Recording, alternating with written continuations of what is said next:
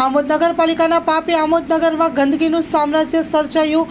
ગુજરાત સરકાર દ્વારા સ્વચ્છ ભારત અભિયાનનું મિશન ચલાવવામાં આવી રહ્યું છે, જેના પગલે કરોડોની ગ્રાન્ટ ગુજરાત સરકાર દ્વારા તથા કેન્દ્ર સરકાર દ્વારા આમોદ નગરપાલિકાને ફાળવવામાં આવી રહી છે, પરંતુ અણઘડ વહીવટના કારણે લાખો કરોડોની ગ્રાન્ટનો વપરાશ સદુપયોગમાં થતો નથી તેમ ચર્ચાઈ રહ્યું છે। આમોદ નગરપાલિકા દ્વારા ડોર ટુ ડોર ચાલતું ટેમ્પો અને કચરાપેટીને ઉઠાવી લેતા નગરજનો રોડ રસ્તા પર કચરો નાખવા મજબૂર બન્યા છે।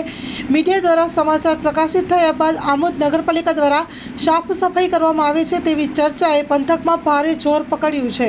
આમોદ શહેરનું નામ પહેલાં સુગંધપુર હતું। હમણાં આપણે વિડીયો જોઈ રહ્યા છે કે આમોદ નગરપાલિકાના સત્તાધીશો આમોદને સુગંધપુરની જગ્યાએ દુર્ગંધપુર બનાવી દેવા માગે છે।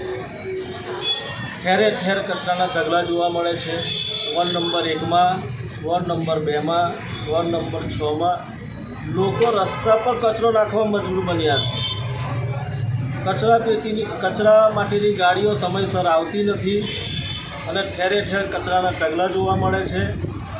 મારા ઉપર છેલ્લા 7 દિવસથી શહેરી વિકાસ મંત્રાલયમાંથી ફોન આવે છે કે સ્વચ્છતા અભિયાન ચાલે છે અને તમે તમારા વિસ્તારનું નામ જણાવો ને તમારા વિસ્તારમાં સ્વચ્છતા થાય છે કે નથી થતી એ તમે અમને જવાબ આપો। અમારે એમને શું જવાબ આપો?